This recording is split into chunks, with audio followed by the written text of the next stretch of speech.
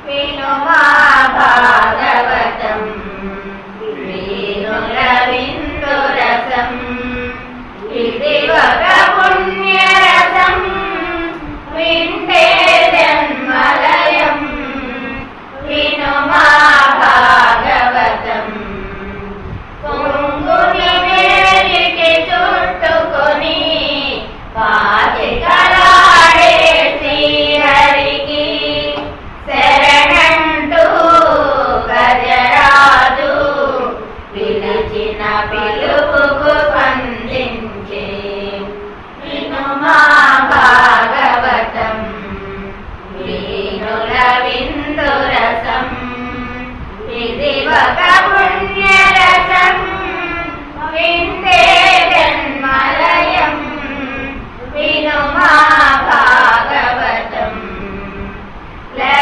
లక్ష్మీదేవికి చెప్పకనే శంఖము చక్రము లేకుండా పరుగెత్తే శ్రీహరి వెనుక వైకుంఠమంతా కదిలేను విను మా భాగవతం వీణుల విందురసం ఇది ఒక పుణ్యరసం వింటే జన్మలయం విను మా భాగవతం శ్రీనాథుడు తన చక్రముతో మకరి నాటిని చేసేను గజరాజు విష్ణువును ఆనందముతో దర్శించే విను మా భాగవతం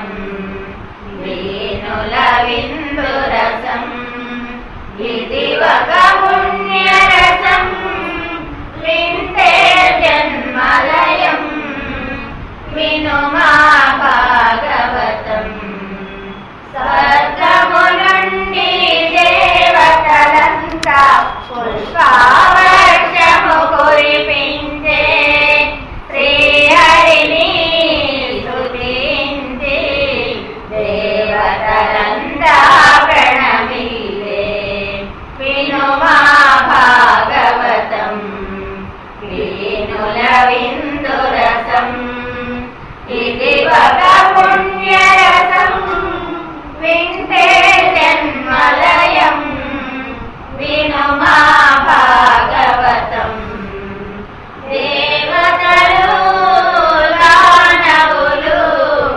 అమరత్వమును పొందుటకై వాసుకిని తాడుగా చేసి పాల సముద్రము చిలికేను విను మా భాగవతం వీణుల విందురసం ఇది ఒక పుణ్యరసం వింటే జన్మలయం విను మా భాగవతం సాగర మదనము చేయగనే హాలాహలము పుట్టేను ఈశ్వరుడు విషమును మృంగి కంఠమునందే వందించే విను మా భాగవతం వీణుల విందురసం ఇది ఒక పుణ్యరసం వింటే జన్మలయం విను మా భాగవతం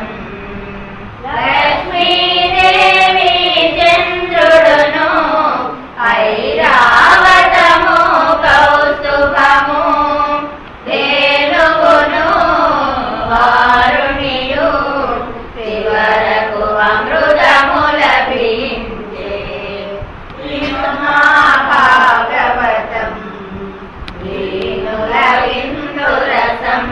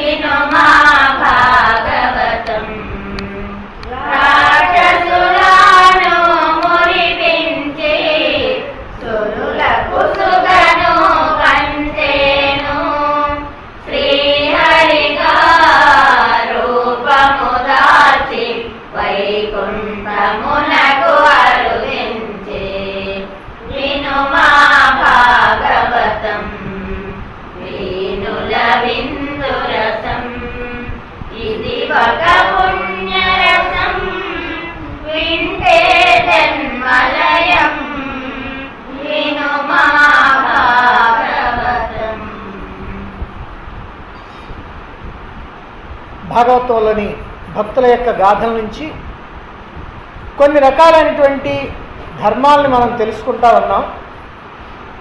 అంబరీషుడు, ప్రహ్లాదుడు ఈ రెండు కథలు కూడా భాగవతంలో మనకు వచ్చినాయి.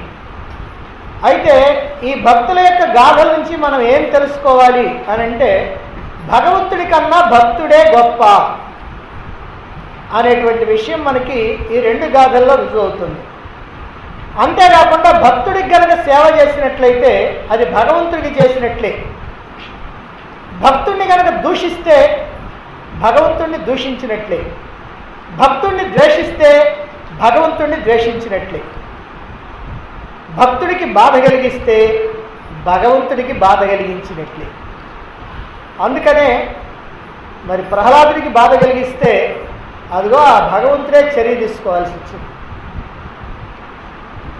అలాగే మనకి భాగవతంలో ఉన్నటువంటి మరొక గాథ దక్షుడు ఒక యజ్ఞం చేశాడు.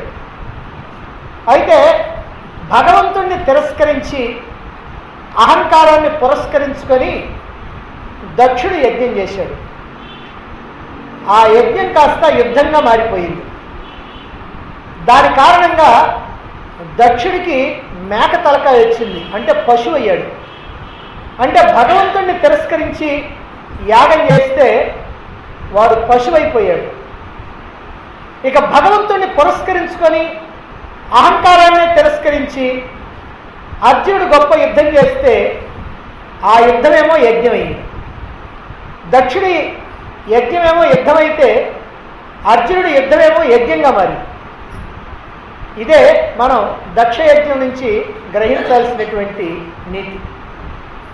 ఇక పురంజనోపాఖ్యానం అని ఒక ఉపకథని మనం విన్నాం. దానిలో ఏం చెప్తారంటే, కర్మల వల్ల ఎన్నటికీ మోక్షం రాదని, ఎప్పటికైనా సరే కర్మల్ని వదలాల్సిందే. మరైతే మోక్షం ఎట్లా అంటే జ్ఞానంతోనే మోక్షము. అందువల్ల నివృత్తి మార్గంలో ప్రవేశించి జ్ఞానార్జన చెయ్యాలి. అంటే ఎప్పటికైనా సరే నివృత్తి మార్గంలో, నివృత్తి అంటే ప్రాపంచికమైనటువంటి విషయాల నుంచి వెనక్కి రావడమే నివృత్తి మార్గం. పరమాత్మ కోసం ప్రపంచాన్ని వదలాలి. అలా మార్గంలో ప్రయాణం చేస్తేనే మోక్షం అనేటువంటి విషయం ఈ పురంజనోపాఖ్యానం వల్ల మనకి తెలుస్తుంది. అలాగే మాయ ఎప్పుడు ఏ రూపంలో వస్తుందో మనకి ఎవ్వరికీ తెలియదు. మాయ అనేటువంటిది మానవుణ్ణి ఎప్పుడు కూడా అలా అంటి పెట్టుకొని నీడలాగా తిరుగుతూ ఉంటుంది. మనం నీడ ఎట్లనో అలాగనే మాయ కూడా మనతో పాటుగానే ఉంటుంది. ఏ రూపంలో వస్తుంది మనకు తెలియదు. మమకార రూపంలో వచ్చింది, జడభర్తుడిని కాస్త పడేసింది.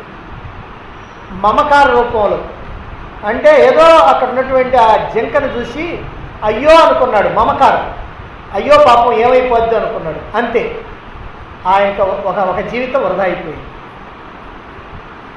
దప్పిక రూపంలో వచ్చింది, పరీక్షిత్తుని పడేసింది. ఆయనకి దప్పిక అయింది, అదిగో అక్కడికి వెళ్ళాడు. ఆ మునీశ్వరుడు మాట్లాడాల. ఈయన కోపం వచ్చి ఆ పావుని, చచ్చిపోయినటువంటి పావుని మెడలో వేశాడు. దాని కారణంగా శాపం. ఇదంతా దేనికంటే దప్పిక. ఆ దప్పిక రూపంలో మాయ అనేటువంటిది ప్రవేశించింది.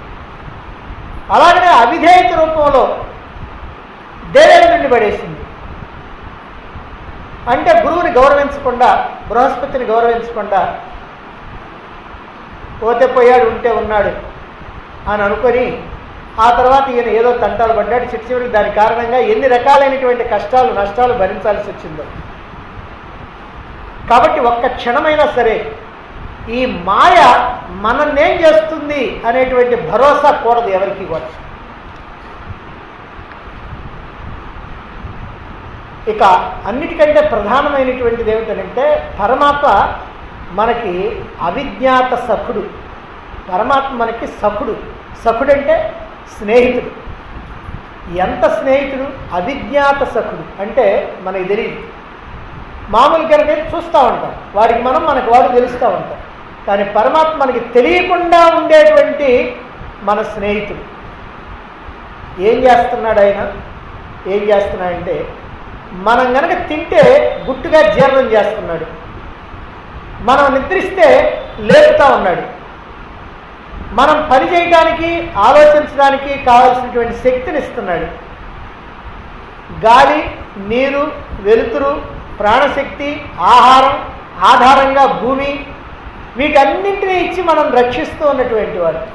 కాకపోతే ఆయన మనకు కనపడతల్లా, ఆయనే ఇస్తున్నట్టుగా మనకు తెలియదు. కానీ అవిజ్ఞాత సకుడు అంటే ఆయనే రహస్యంగా దాగి ఉండి మనకు కావాల్సినవి ఇస్తున్నాడు. అలాంటి ఆయన్ని కనుక మర్చిపోతే కృతజ్ఞులం అవుతాం. కృతజ్ఞుడంటే మనకు గనక ఉపకారం చేస్తే అది కాస్త మనం మర్చిపోయి వాడికి మళ్ళీ ఏదైనా సందర్భం వస్తే అపకారం చేయడానికి సిద్ధపడేవాడు. అందుకని కృతజ్ఞులం అవుతాం. అందువల్ల అటువంటి పరమాత్మని మనకి ఎప్పుడూ మేలు చేసేటువంటి ఆ పరమాత్మని మర్చిపోకూడదు. మరి ఏం చేయాలండి? నడుస్తున్నా, కూర్చుంటున్నా, నిల్చుంటున్నా, పడుకుంటున్నా, మాట్లాడుతున్నా, చూస్తున్నా, వింటున్నా, రుచి చూస్తున్నా, అన్ని వేళల సర్వకాల సర్వావస్థల్లో కూడా ఆ పరమాత్మను మనం గుర్తుంచుకోవాలి, స్మరించుకోవాలి. మరణ సమయంలో కూడా మనం స్మరించాలి. ఇది భగవంతుడి పట్ల మన యొక్క కృతజ్ఞతాభావం. ఇక దేవేంద్రుడు, బృహస్పతి ఆ కథకు సంబంధించి గురువుని అవమానించిన, తిరస్కరించిన, లేదా ఉపేక్షాభావం ఉంటే ఉంటాడు, పోతే పోతాడు, ఉపేక్షాభావం వహించిన నీ సంపదలన్నీ కూడా నశించిపోవటమే కాదు, అనేకమైనటువంటి కష్టాలకి, ఇక్కట్లకి లోను కావలసి వస్తుంది. గురువుకి కనుక అపరాధం చేస్తే బ్రహ్మదేవుడు కూడా రక్షించడు. మరైతే ఎట్లా? మళ్ళీ గురువుని ఆశ్రయించాల్సిందే. దేవేంద్రుడు చివరికి మళ్ళీ గురువుని ఆశ్రయించాడు. అప్పుడే అతని యొక్క కష్టాలు తీరిపోయింది. ఇక శ్రీ మహావిష్ణువు యొక్క ద్వారపాలకులు ఉన్నారు, జై విజయులు. వాళ్ళకి సంబంధించినటువంటి గాథ కూడా మనం భాగవతంలో చెప్పుకున్నాం ఇంతకుముందు. దాని నుంచి మనం ఏం నేర్చుకోవాలంటే, భగవంతుడికి సమీపంగా ఉండేటువంటి వాళ్ళు కానీ, లేదా మహాత్ములైనటువంటి వాళ్ళకి, జ్ఞానులకి, గురువులకి సమీపంగా ఉండేటువంటి వాళ్ళు కానీ అది తమ అదృష్టంగా భావించాలి, కానీ అహంకరించకూడదు. నాకే ఈ అవకాశం వచ్చింది, ఈయన నా చేతిలో మనిషి అనేటువంటి అహంకారం పనికిరాదు. చాలామంది గురువు దగ్గర శిష్యులు ఉంటుంటారు. కొంతమంది గురువు గారిని ఒక్కసారి చూస్తామని, కుదరదండి అని అంటాడు ఈయనే. ఎందుకనండి? అవును, నేను చెప్తేనే పోవాలి, లేకపోతే లేదు. ఒకవేళ ఆ గురువే ఏమయ్యా ఆయన రానియమంటే, వద్దండి మీకు తెలీదు, వాడు వస్తే ఒట్టి గోలగోలు చేస్తుంటాడు, మీకు తెలీదు, మీకెందుకు, మీరు పడుకోండి అంటే వీడే మొత్తం చెప్పేస్తాడు. అదిగో ఆ ప్రకారంగా గురువుకి సన్నిహితంగా ఉన్నామని, మహాత్ముడికి సన్నిహితంగా ఉన్నామని, జ్ఞానికి సన్నిహితంగా ఉన్నామని, భగవంతుడికి సన్నిహితంగా ఉన్నామని అహంకరించకూడదు, గర్వించకూడదు. దాన్ని వినమ్రతగా స్వీకరించాలి. అనవసరమైనటువంటి భేషజాలకి పోకుండా అణకువగా ఉండాలి, విధేయతతో ఉండాలి, భేదబుద్ధిని ప్రదర్శించకుండా ఉండాలి. భేదబుద్ధి ఏమిటంటే రాక్షస స్వభావం, అభేద బుద్ధి ఏమిటంటే దైవీ స్వభావం. అందుకనే ఆ ప్రకారంగా నడుచుకోవాలి. ఇక భక్తి మనం భక్తుల యొక్క కథలు చెప్పుకుంటున్నాం. భాగవతం అంతా భక్తిని పెంపొందించేది. సర్లేండి, మేము కూడా భక్తిని చేద్దాం అనుకుంటున్నాం, అయితే ఇప్పుడు కాదు, చివర్లో అని అనుకునేటువంటి వాళ్ళు ఉన్నారు. ముసలితనంలో చేసేటువంటి భక్తి ఏదైతే ఉందో అది ఆ జన్మలో ఉపయోగపడదు వాళ్ళకి. ఇప్పుడు మామిడి పండు ఉందనుకోండి, చక్కగా ఒలుచుకొని పండంతా కమ్మగా తిని చెట్టు చివరిలో టెంక్ ఉంది, ఏం చేస్తారు? ఆ టెంక్ని మామూలుగా పారేస్తారు. కానీ ఒక మహానుభావుడంట పండంతా తిని, ఏమండి మెత్తడిది, పనికిరాంది, చండాలదంతా తినేశానండి, గట్టిని మీకు దానం చేస్తున్నాను, దానం చేశాను ఆ టెంకని. అది ఎట్లా ఉంటుందో మనం కూడా ఈ బ్రతికినంతకాలం, బాగా ఒంట్లో ఓపుకున్నంతకాలం, శరీరంలో పటుత్వం ఉన్నంతకాలం, బుద్ధిలో బాగా జ్ఞానం ఉన్నంతకాలం, మనస్సు బాగా పనిచేస్తున్నంతకాలం, ఈ ఇంద్రియాలన్నీ కళ్ళు చేతులు కాళ్ళు అన్నీ పనిచేస్తున్నంతకాలం, అంతకాలం కూడా మనం ధన సంపాదనలో, భార్యాబిడ్డల వ్యవహారంలో, ఈ ఐకమైనటువంటి భోగాల వ్యవహారంలో మునిగిపోయి అంతా అయిపోయిన తర్వాత ఈ సారమంతా పోయి పిప్పి మిగులుద్దే మనకి చివరికి 60 ఏళ్ళు 5 ఏళ్ళు 70 ఏళ్ళు 80 ఏళ్ళు వచ్చిన తర్వాత పిప్పు ఉంటుంది. ఈ పిప్పు ఉన్నప్పుడు ఓ భగవంతుడా నీకే సమర్పిస్తున్నాను కనుక అంటే అదిగో ఆ టెంకిచ్చినట్టు. అందుకని ముసలితనంలో చేసేటువంటి భక్తి ఉండే అది నీకేం పనికిరాదు. ముసలితనంలో నేను భక్తిని ప్రదర్శిస్తానంటే ఇది భగవంతుడిని మోసం చేస్తున్నామని గుర్తు అన్నమాట. అందువల్ల బాల్యంలో చేసేటువంటి భక్తి, కనీసం యవ్వనంలో చేసేటువంటి భక్తి నిజమైనటువంటి భక్తి అవుతుంది. అప్పుడు భక్తి అంటే ప్రాపంచికమైనటువంటి వ్యవహారాలతో ఉన్నప్పుడు కూడా భగవంతుడు అనేటువంటి వాడు ఒకడున్నాడు, ఆ భగవంతుడితో నేను ఐక్యం కావాలి అనేటువంటి భావనతో ఆ భగవంతుడికి దగ్గరయ్యేటువంటి వాళ్ళు ఎవరైతే ఉన్నారో వాళ్ళ భక్తే నిజమైనటువంటి భక్తి. ఈ విధంగా మనకి భాగవతంలో ప్రతి కథ అనేకమైనటువంటి ధర్మాల్ని తెలియజేస్తుంది, అనేకమైనటువంటి నీతుల్ని తెలియజేస్తుంది, అనేకమైనటువంటి విషయాల్ని తెలియజేస్తూ ఉంటుంది. ఆ విషయాలన్నింటినీ కూడా మనంతట మనంగా తెలుసుకోవడానికి ప్రయత్నం చేయాలి. తెలుసుకున్న తర్వాత వాటిని మన జీవితంలో ఆచరణలో పెట్టుకోవడానికి ప్రయత్నం చేయాలి. మొత్తం మీద భాగవతం మనలో భక్తిని పెంపొందించాలి. భక్తిని పెంపొందిస్తేనే భాగవతాన్ని విన్నటువంటి ఫలం దక్కినట్టు, లేకపోతే లేనట్టు. ఇప్పుడు మనం దశమ స్కందాన్ని మాత్రమే చెప్పుకున్నాం. ఈ 24 రోజుల నుంచి దశమ స్కందం. ఇప్పుడు ఆ దశమ స్కందం మీద ఉన్నటువంటి పాట తోటి మనం దీన్ని ముగిద్దాం. చిన్ని కృష్ణుడు కనబడసాగే, లీలలెన్నింటినో చూపి ప్రమోదము మదిలో కలిగించే. భూదేవి పాప భారముతో చేరేను బ్రహ్మలోకమును, వైకుంఠవాసి దరిదేరా పుట్టెదను భూమి అందనగా. పుడమి తల్లి సంతసించే కళ్ళలో చిన్ని కృష్ణుడు కనబడసాగే, లీలలెన్నింటినో చూపి ప్రమోదము మదిలో కలిగించే. జనించె తాను దేవకికి శుభగడియైన అష్టమిన, పరమాత్మ రాకగాంచి ప్రణవంబు చేసే దేవతలు. పుడమి తల్లి పరవశించే కళ్ళలో చిన్ని కృష్ణుడు కనబడసాగే, లీలలెన్నింటినో చూపి ప్రమోదము మదిలో కలిగించే. భగవానుడానటిల్వా ప్రేపల్లె చేసే శ్రీహరిని, సత్యంబు తెలిపే కంసునకు గగనంబులోన కనిపించి. యోగమాయ మాయమయ్యే కళ్ళలో చిన్ని కృష్ణుడు కనబడసాగే, లీలలెన్నింటినో చూపి ప్రమోదము మదిలో కలిగించే. చిన్నారి కృష్ణుని చంప పూతనను పంపె కంసుండు, నందుని ఇంటిలో చేరి వడిలోకి తీసుకొని కాలివ్వా. ప్రాణములు వెడలిపోయే బాలులో చిన్ని కృష్ణుడు కనబడసాగే, లీలలెన్నింటినో చూపి ప్రమోదము మదిలో కలిగించే. బాలురతో కూడి కృష్ణయ్య గోపెమ్మ ఇంటిలో చేరి వెన్నాను దొంగిలించేసి అందరికి పంచి పెట్టేసి.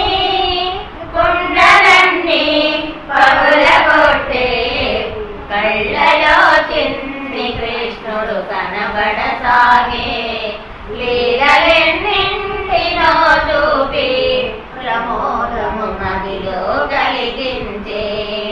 కన్నయ్య మన్ను తిన్నాడని బలరాముడొచ్చి చెప్పగనే గర్జించ తల్లి కోపముతో బ్రహ్మాండమంత చూపింప భ్రాంతి తొలగి భక్తి కలిగే కళ్ళలో చిన్ని కృష్ణుడు కనబడసాగే.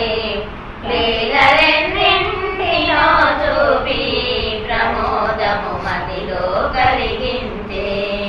కృష్ణయ్య చేయు అల్లరికి కోపముతో తల్లి యశోద కృష్ణయ్య వెంట పరుగెత్తి బంధించే ఎంత శ్రమనుంది. రోటికేమో కట్టి వేసే కళ్ళలో చిన్ని కృష్ణుడు కనబడసాగే. లీలలెన్నింటినో చూపి ప్రమోదము మదిలో కలిగించే. రేపల్లె నుండి జనులంతా బృందావనము కేటించే. కాళీయుని మదము నడచుటకై సర్పంబు తోటి పోరాడి పడగలెత్తి నాట్యమాడే కళ్ళలో చిన్ని కృష్ణుడు కనబడసాగే. లీలలెన్నింటినో చూపి ప్రమోదము మదిలో కలిగించే. శ్రీహరిని పదిగా పొందుటకై వ్రతమాచరించే గోపికలు వస్త్రములతో కృష్ణయ్య గోపికలు కలిసి శరణనగా దేహభ్రాంతి తొలగిపోయే కళ్ళలో చిన్ని కృష్ణుడు కనబడసాగే. లీలలెన్నింటినో చూపి ప్రమోదము మదిలో కలిగించే. వినిపించే మురళి గానమును గోపికలు చేసే గోపాలుని మురిపించే రాసలీలలతో సర్వమును మరచి క్రీడించి కృష్ణయ్యలో కలసిపోయే కళ్ళలో చిన్ని కృష్ణుడు కనబడసాగే. లీలలెన్నింటినో చూపి ప్రమోదము మదిలో కలిగించే.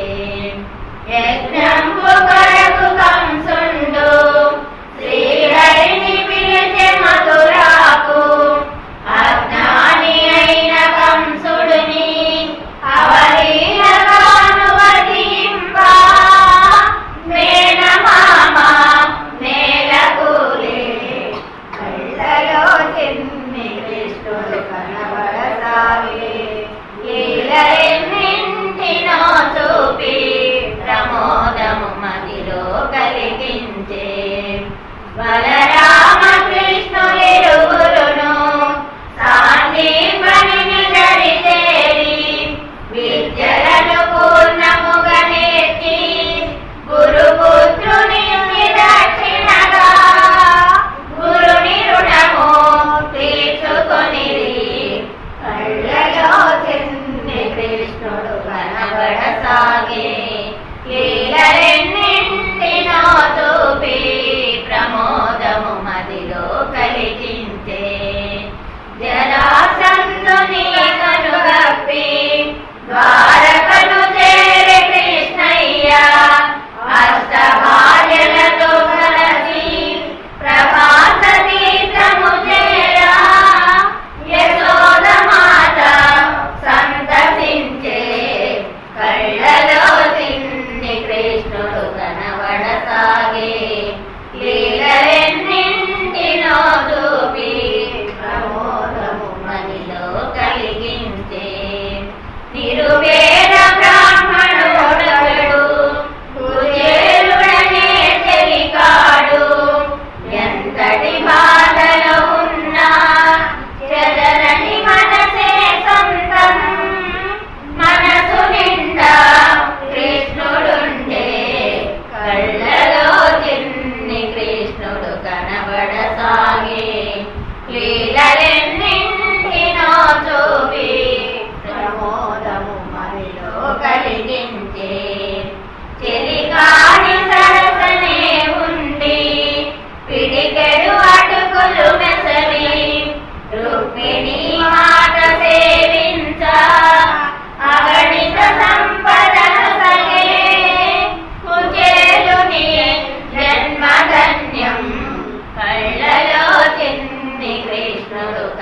కనబడసాగే లీలలెన్నింటినో చూపి ప్రమోదము మదిలో కలిగించే సాంబుండు వనితగా నటించి పుట్టేది ఎవ్వరని అడుగా మునులైన వారు కోపముతో ముసలంబు కొట్టునని శపించా ఉగ్రసేనుని వద్దకేగే కళ్ళలో చిన్ని కృష్ణుడు కనబడసాగే లీలలెన్నింటినో చూపి ప్రమోదము మదిలో కలిగించే యాదవులు మత్తుగా తాగి ఒకరిని ఒకరు కొట్టుకొన కృష్ణుడు వారిని వారింప వినిపించుకోరు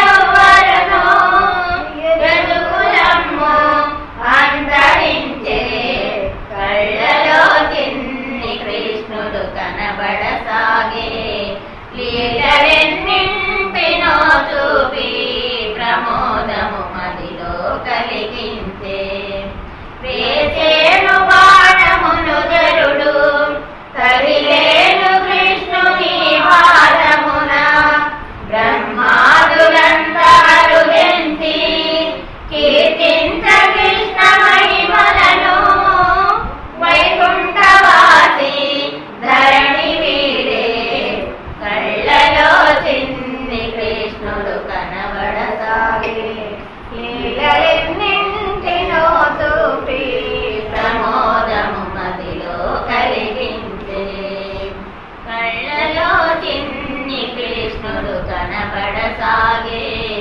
లీలలెన్నింటినో చూపి ప్రమోదము మదిలో కలిగించే. దీంతో మనం దశమ స్కందం పూర్తి చేసాం. ఇక ఏకాదశ ద్వాదశ స్కందాలు 2 మిగిలిపోయి ఉన్నాయి. అంతేకాకుండా మొదటి నుంచి ఉన్నటువంటి ఆ భాగవత గాథని అంటే 9 స్కందాలు, అందులో కూడా చాలా ప్రధానమైనటువంటి గాథలు ఉన్నాయి. వాటిని కూడా మళ్ళీ మనం తర్వాత ఇంకోసారి చెప్తున్నాం.